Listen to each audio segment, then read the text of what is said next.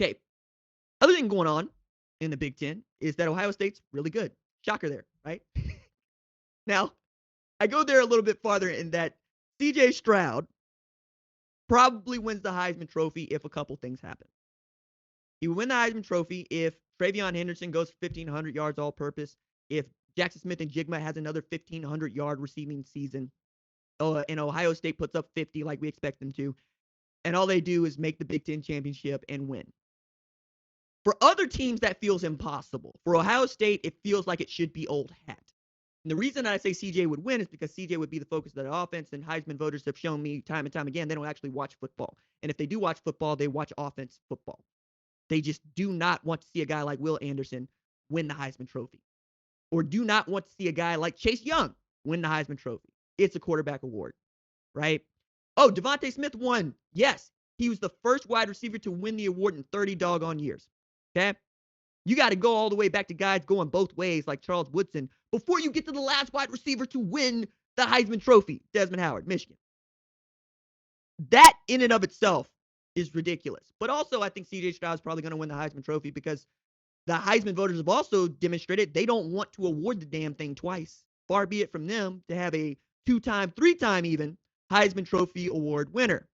Archie Griffin still retains that title of being the only 2-time Heisman Trophy winner in the history of the sport. Now, also, a lot of things going well for Archie. Because if Archie played at Toledo, nobody would care. You know how nobody would care? Or I know nobody would care? Because Chuck Ealy went undefeated at Toledo from 1967 to 1969 as a quarterback, and they didn't care at all. Like, hey, man, I'm in the same state as Ohio State, and I'm cooking everybody we play.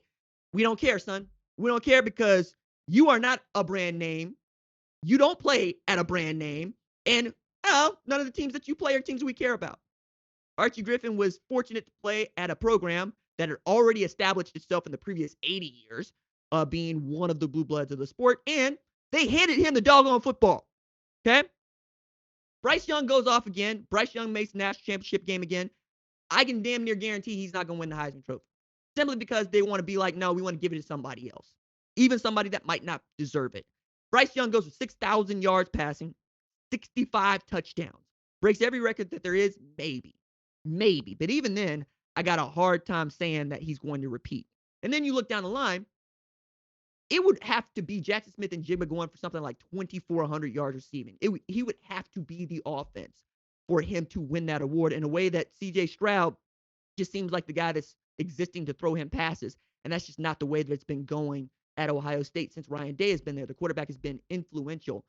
Even in a year where J.K. Dobbins rushes for 2,000 yards, Justin Fields is a Heisman finalist.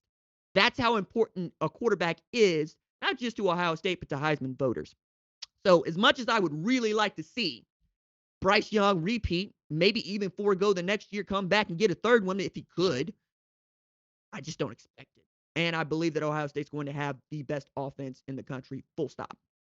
Just, it's nasty over there. I mean, I could talk about the wide receiver group for an hour. I could talk about the running back group for another half hour. And I could talk about those 3 quarterbacks alongside, or 2 quarterbacks alongside C.J. Stroud for another half hour because they're just that good. If they can protect him, give him a little bit of time, open some running lanes for Trey Henderson, they're going to just be nasty. Good luck stopping that offense. Sticking with Ohio State, I identify a couple of players each and every year that I think are going to have breakout seasons, right? I was way ahead on the Travion Henderson thing because I just saw what his tape was at Hopewell, Virginia, and it's a 10-minute highlight reel of him not being tackled. Like, that was an easy one. I want to pat myself on the back too much for that one because that seemed easy. If you care about recruiting, if you care about high school, and a lot of college football people just don't. I don't know why they don't, because that's what it is. If you're talking about a committed quarterback, you're late. Like, I can go on about that, but I won't. I was a little bit ahead on the whole Trey Sermon thing because Ohio State was the only fit I saw when he went into the portal. They needed a tailback. They needed a tailback with some gravitas and with some pedigree. And it didn't go well there to start, but then it went real well toward the end, right? Playing the national championship game. And this year, I think on the defensive side, it's time for Jack Sawyer to announce himself to the college football world. Many of you will know Jack Sawyer. If you follow recruiting at all, it's hard to miss. He was one of the best players in the class of 2021. Number one player in the state of Ohio, which is nothing small. That state loves its football and plays it well. But he also was going in with the number one overall recruit in that class, which is JT Tuimoloau. And you're going to have bookends. You're going to have JT Tuimoloau over there. You're going to have Jack Sawyer over there in a couple of years. Zach Harrison still might have something to say about this. But Jack Sawyer also has some wear left on his tires that other players don't. He forewent his senior year at Pickerton North, where as a junior, he also had his season cut short due to injury, but he played both ways. He had 79 of 35 passing with 1,000 yards passing and 9 touchdowns passing as a quarterback. That dude's playing end at Ohio State. If you look at Jack Sawyer and you think that that's the third the third Bosa brother, right, following Joey and Nick, nobody's going to tell you that you're wrong because his hands are that good. And he's playing for the best defensive line coach in all of football, if not all of the sport, right? Larry Johnson Sr. is that dude. He is absolutely that dude.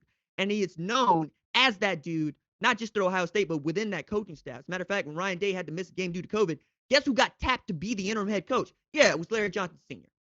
Guys show up to play for that man, and he makes them better. He makes talented players better. The way I always tend to look at this is if I gave you a Formula One car or I gave you a Ferrari, let's make it a Ferrari, right? Just like an F40. Your job isn't necessarily to make that F40 better because it's pretty doggone good. Your job is to not break it. Your job is to find just a little bit of extra speed out of it. Larry Johnson Sr. does that with that defensive line year after year after year. Those dudes show up looking like monsters, and they come out looking like, real monsters. I think this is Jack Sawyer's time. I think he is more than due to have this kind of impact on an Ohio State defense that's going to need it desperately, right? Jim Knowles is introducing a brand new scheme that can work, but took some time at Oklahoma State to work. I think they're going to have a little bit of a head start there because Tanner McAllister, former safety at Oklahoma State, transferred to Ohio State.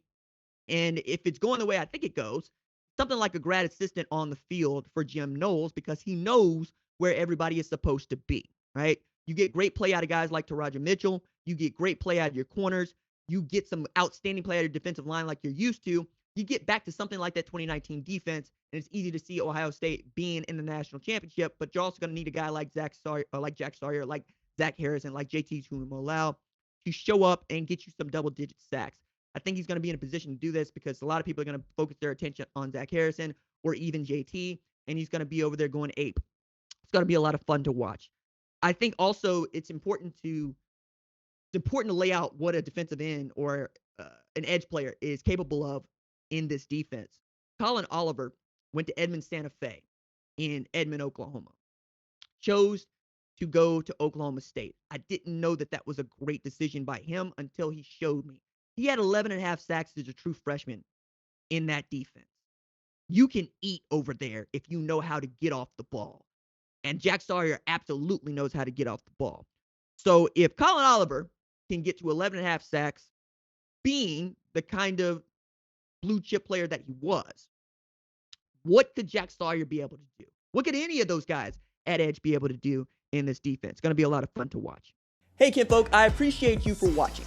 Subscribe here and ring the bell so you don't miss the latest upload to the channel. Also, be sure to watch more videos here, like FS1 Studio shows and the best from Fox Sports and Fox Sports Digital.